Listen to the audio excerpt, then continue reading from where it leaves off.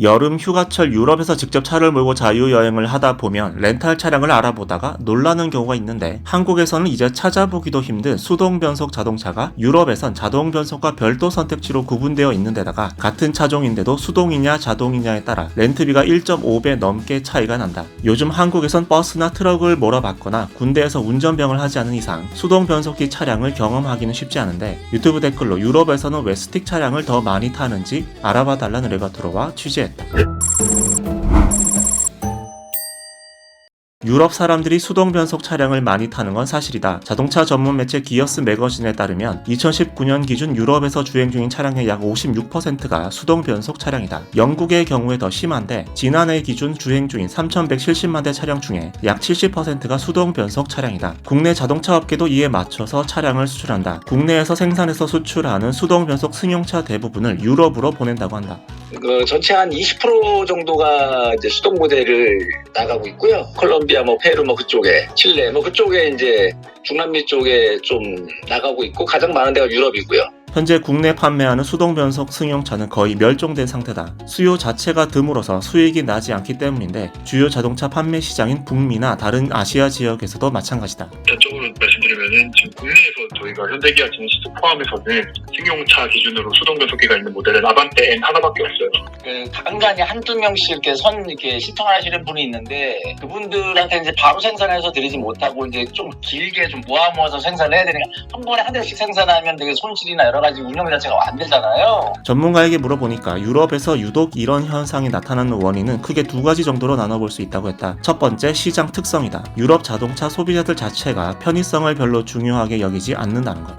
그 나라에서 국민들이 요구하는, 그 지역에서 요구하는, 사람들이 요구하는 그 자동차에 대한 개념이 조금씩 다른 것 같아요. 차는 그냥 굴러가면 되는 거고, 거기에 제일 중요시하는 게 안전입니다. 안전. 자동차 회사에서도 역시 비슷한 이야기를 했다. 우리나라는 자동차 옵션도 경차에도 많은 옵션을 원하고 있는데, 근데 유럽에 있는 그런 자동차 문화가 좀 다르긴 하지만은, 거기에 있는 그 고객들은, 소비자들은 그런 조그만 차에까지 그런 것들을 넣어서 과다 스펙으로 넣는 거를 그렇게 좋아하진 않아요. 유럽에서는 소형차가 대다수 비중을 차지하는데, 이 경우 차량을 단순하게 이동 수단으로만 생각하는 경향이 특히나 강하다고 한다. 수동이 더 싼데 굳이 편리하다는 점 하나 때문에 자동으로 바꾸려 하지는 않는다는 것. 이런 분위기 때문에 과거엔 자동 변속 차량을 몰면 문제가 있는 사람으로 여겨지기도 했다. 1997년 기사에 따르면 당시 제너럴 모터스 프랑스 지사 관계자는 이곳 사람들은 자동 변속 차량을 운전 능력을 향한 모독으로 여긴다고 말하기도 했다. 두 번째 원인으로 꼽힌 건 주행 환경이다. 유럽 도로 자체가 효율을 따질 수밖에 없는 환경이라는 것. 전보다 기술이 발전해서 격차가 좁혀지긴 했지만, 자동 변속 차량은 근본적으로 수동보다 연비 효율이 떨어질 수밖에 없다. 오르막이나 내리막을 갈 때 어떻게 변속할지 결정하는 건 시각적으로 먼저 환경을 보고 판단하는 인간이 더 빠르기 때문.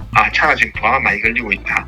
방금 부하가 작게 걸린다 해서 저속으로 갈 건지 고속으로 갈 건지 판단하는 거는 아무도 인간이 판단하는 게 빠르죠. 달리는 길의 변화가 심할수록 효율 격차는 벌어진다. 김 교수는 유럽에선 특히 갑작스럽게 변속을 해야 하는 환경이 많기 때문에 수동을 더 선호할 수 있다고 설명했다. 취향도 그것도 영향을 전혀 무시할 수는 없겠죠. 왜냐하면 아시는 것처럼 특히 스위스나 이런 데 가면 산지들이 많잖아요. 산지들이 많고 기후가 심하다 보니까 그런 데서는 당연히 연비 차이가 굉장히 많이 나죠. 자동차를 고를 때 효율을 중시하는 경향은 유럽 시민들이 가난했던 2차 세계대전 직후 승용차가 보급된 게 영향을 미쳤다고 보는 시각도 있다. 특히 프랑스 남부와 스페인, 이탈리아 등 남부 유럽에선 이런 경향이 심하다고 한다. 다만 최근엔 분위기가 좀 달라졌다고 하는데, 영국에서는 2020년에서 2021년 면허시험 응시자 중에 42%가 자동 면허시험을 봤다. 어린 연령대일수록 이 비중은 더 높다. 또 2021년 영국에서 팔린 새 차량 중에 54%가 자동 변속 차량이었다. 약 10년 전만 해도 20% 수준이었던 데 비하면 2배 넘게 올랐다. 향후 10년 이내 유럽도 오토매틱이 대세가 된다는 전망이 현지에서도 나오고 있다. 자동차 산업의 패러다임이 내연기관에서 전기차로 바뀌고 자율주행의 기술이 갈수록 발전하는 시대에 스틱이 주는 낭만은 여전히 아련한 추억처럼 남아있다. 그럼에도 인간의 손으로 조작하는 것들이 하나둘씩 사라지는 시대적 변화를 거스르기는 어렵지 않을까? 당신도 취재를 의뢰하고 싶다면 댓글로 의뢰하시라. 지금은 군용차엔 왜 에어컨이 없는지 알아봐 달라는 의뢰가 들어와 취재 중이다. 구독하고 알림 설정하면 조만간 취재 결과가 올라올 거다.